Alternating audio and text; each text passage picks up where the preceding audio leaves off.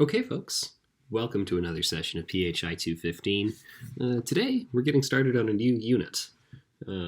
So we're going to start thinking about free will and determinism.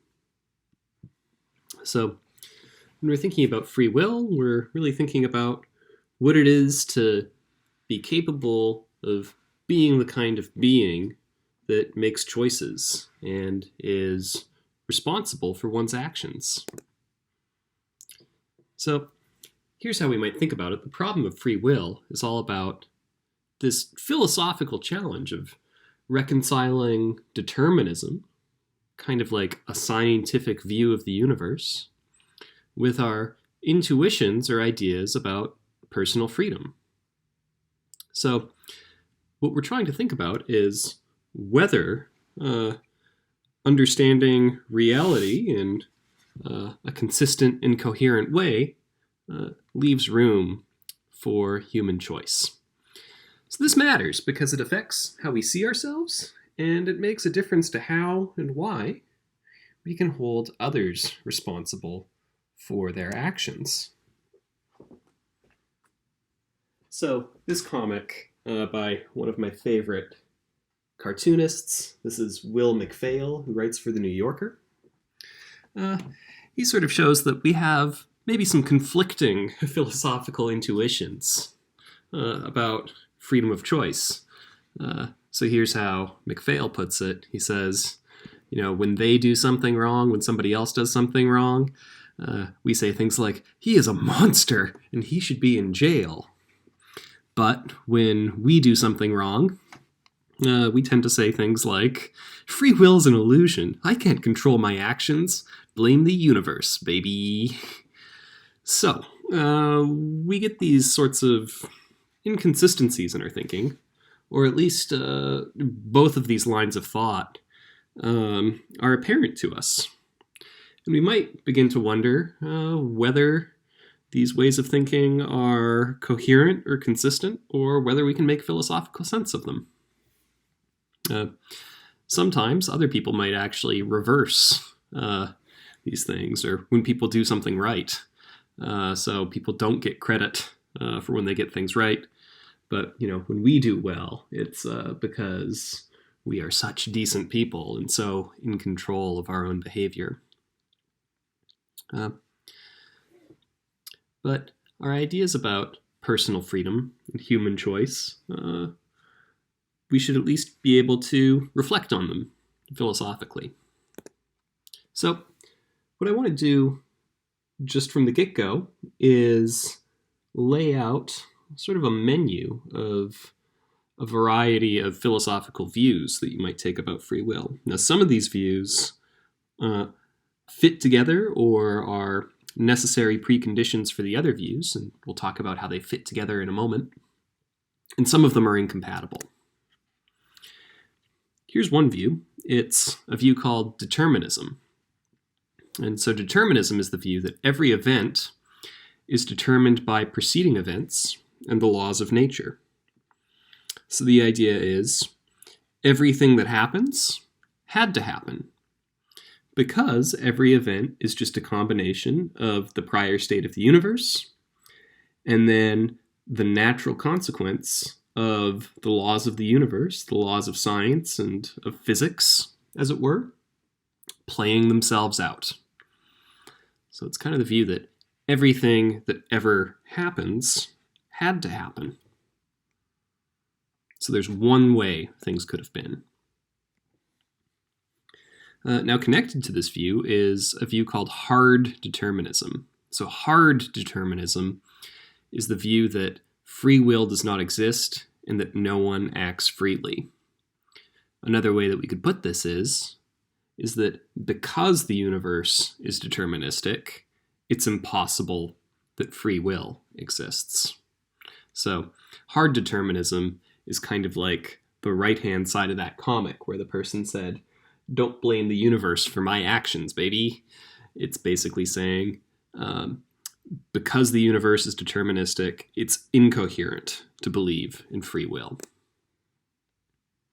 Now, connected to that view is a view called incompatibilism, right? It's the view that if determinism is true, no one can act freely, right?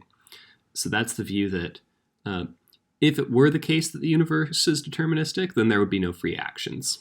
So we can think of hard determinism as the combination of determinism and incompatibilism, right? Determinism plus the view that if determinism is true, no one can act freely gets you to the view that free will does not exist and there are no free actions. Now, we can contrast this with indeterminism. So that's the view that not every event is determined by preceding events in the law of nature, the laws of nature. So here we're saying, look, we do have free will. Well, let's not get to free will yet. Excuse me there.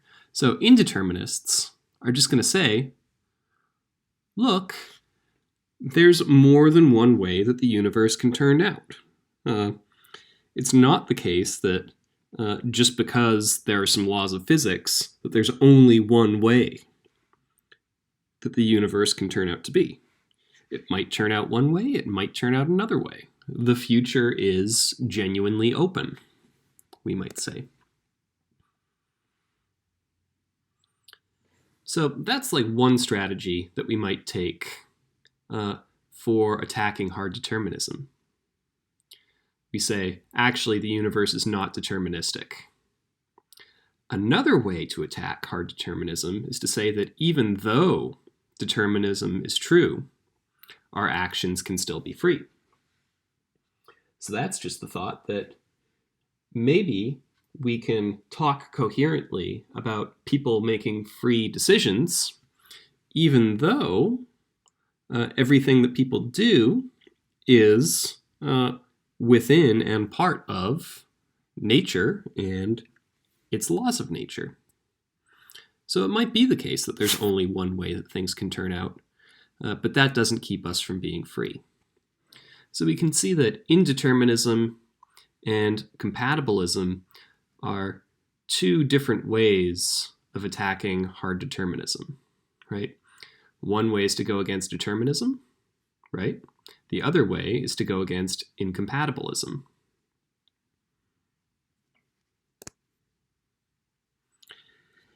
And then yet another way that we might go is to adopt a view that's called libertarianism.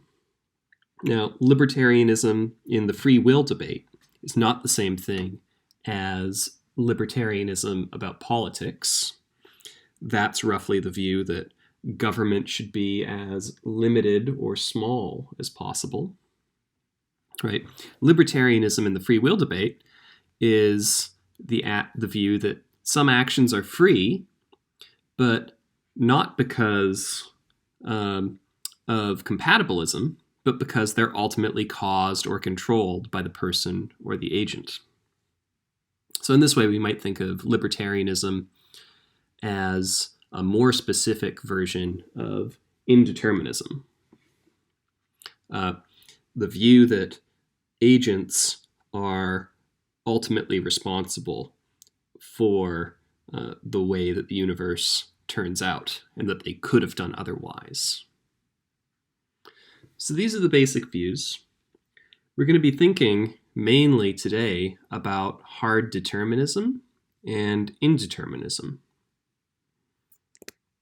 So let's look at the basic argument for hard determinism. One, we're going to start with the premise that determinism is true.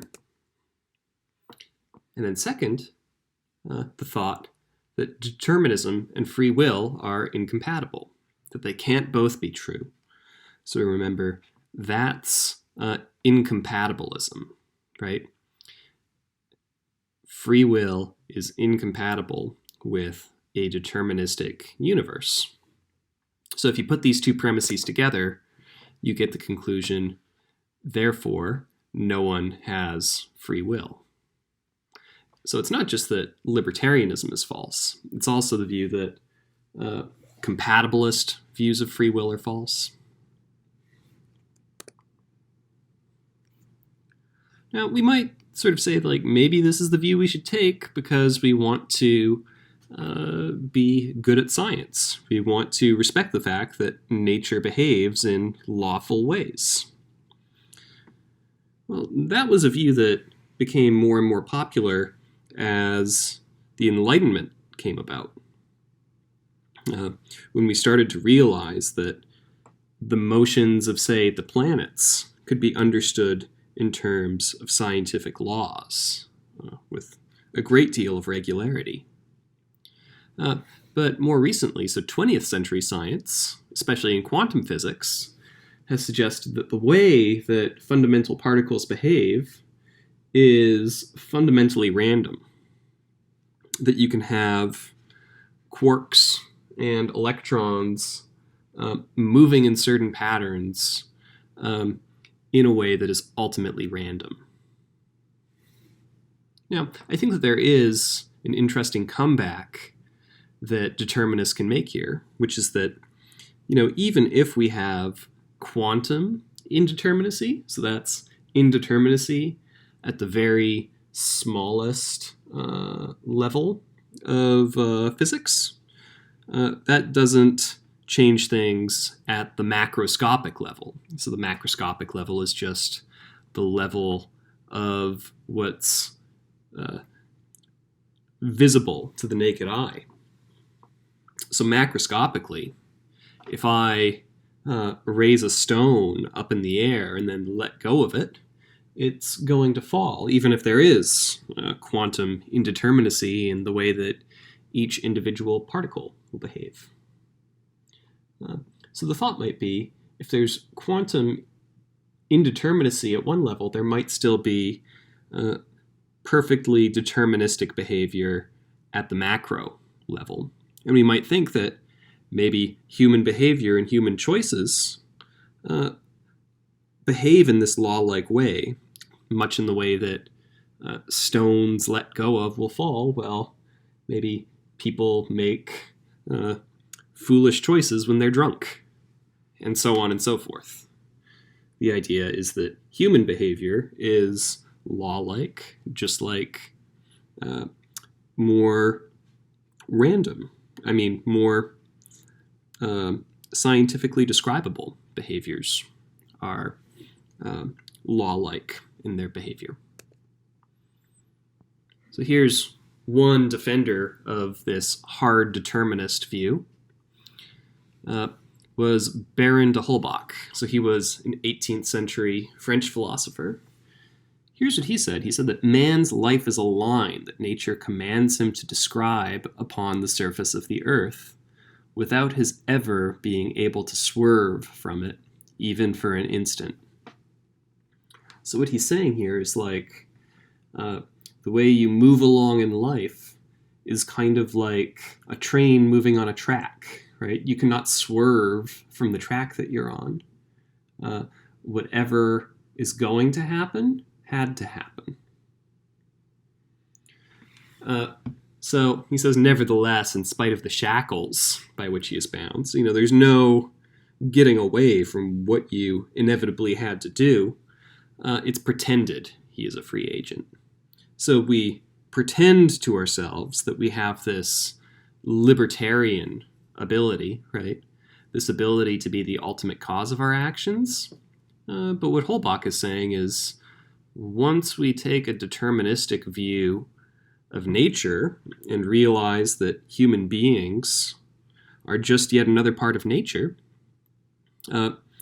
we have to realize that free will is just an illusion. So one way of attacking this line of thought then, and this is going to be our second line of thought for today, is you might take an indeterminist tack. So you might argue, one, indeterminism is true. Not every event is determined by preceding events in the laws of nature. So two, indeterminism permits free will. So therefore, we have free will. So this guy right here, who we've already met this semester in his essay, The Will to Believe, William James puts it this way. of two alternative futures which we may conceive, both may now be really possible. Indeterminism thus denies the world to be one unbending unit of fact. So, whereas Holbach told us that, everybody is basically in shackles, or they are on a path that they can never swerve from, James says, actually, that's a mistake. It's not like the future is one unbending unit of fact. It's not like we just have one track that we can never swerve from. Rather, there are forks in the road. And both possibilities are really real possibilities. So this defense that Vaughan points to in the textbook suggests that James believes that because both options might be compatible with the laws of nature and the facts about the past, we might take an indeterministic route. And that basically James is going to say that free choices are kind of like a special kind of chance happening of going one way rather than another way, even though either could have happened. So that's one way that we might defend free will. Now we might ask, is this indeterministic point sufficient for free will? I think that the indeterminist is actually going to have to do some arguing here. This is the argument that we looked at on the last page. And this is the way that Vaughan characterizes the argument. One thing to notice here is that the argument, as stated above, is in fact invalid. Right? So remember, an invalid argument is one where even if both of the premises were true, the conclusion could still be false. Well, as far as I can see, this is in fact an invalid argument, because it could be true that determinism is the case, and it also could be true that indeterminism permits free will, but that doesn't get us to the conclusion yet, 3, that we have free will. Just because free will is permitted or possible, that doesn't necessarily mean that it's something that's real.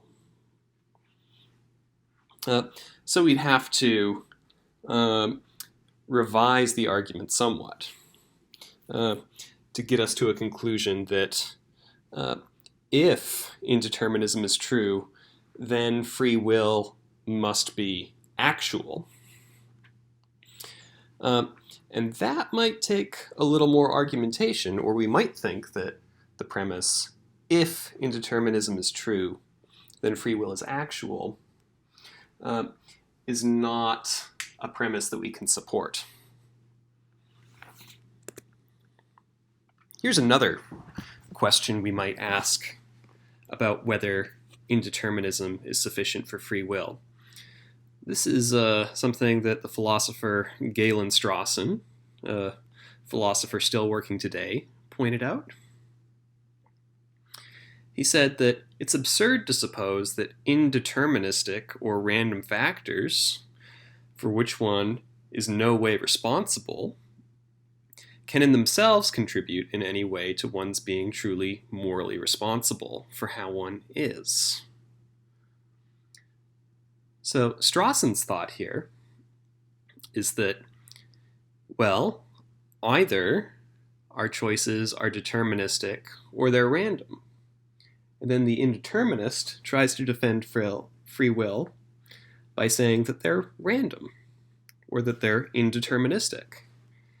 But if your actions have no explanation, that doesn't seem to get you free will any better than saying that they're perfectly explainable in terms of the laws of nature. So it seems like this appeal to indeterminism all on its own might not be enough for us to defend the view that human beings have free will. So, to review for today, we familiarized ourselves with the problem of free will.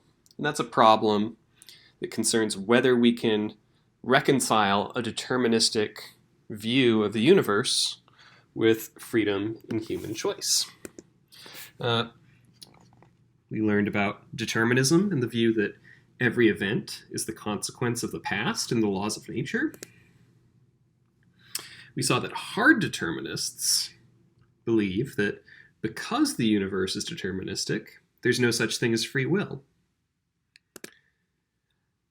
And then we looked to indeterminism. So this is one strategy that we might appeal to as a defense of free will. Although we also noticed that there are objections to that strategy, including the point that if your behaviors have no explanation, that doesn't seem to make you obviously responsible for your choices. So that's going to be it for today. Thank you for listening in, and don't forget to take care of your quiz, which is available on Moodle. So thanks for listening in, and be well. Okay.